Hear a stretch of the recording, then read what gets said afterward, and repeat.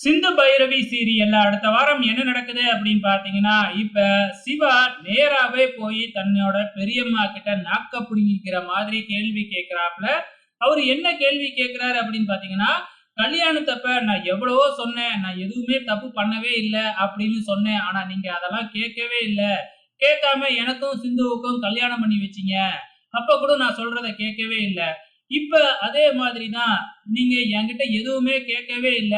இந்த மாதிரி சிந்துவை டைவர்ஸ் பண்ணு அப்படின்னு சொல்லி டைவர்ஸ் பேப்பர்ல பத்திரத்துல கையெழுத்து வாங்கி கோர்ட்டுக்கும் அழைச்சிட்டு போயிட்டீங்க. என் மனசுல என்ன இருக்கு அப்படிங்கறத நீங்க கேட்கவே மாட்டேங்கிறீங்க அப்படின்னு சிவா கேட்கிறாப்ல. கேட்ட உடனே அன்னபூர்ணியால என்ன பதில் சொல்றதுன்னே தெரியாம குலுங்கி குலுங்கி அழுவுறாங்க. இத ப்ரோமோவுல காமிச்சிருப்பாங்க. ஆனா இது எல்லாமே நம்ம சிவாவோட கற்பனையா தான் இருக்கும். இப்படியெல்லாம் போய் நம்ம பெரியம்மா கிட்ட கேட்டா பெரியம்மா என்ன செய்வாங்க அப்படின்னு ஒரு கற்பனை மாதிரி நம்ம சிவா பண்ணி பார்த்திருப்பாப்ல. சோ அததான் நமக்கு என்னமோ அடுத்த வாரம் சிவா வந்து ரோஸ வந்து போய் கேட்கிற மாதிரி நமக்கு காமிச்சிருப்பாங்க. அப்படி ஒரு சம்பவமே நடக்காது. நீங்க வேணும்னா பாருங்களேன்.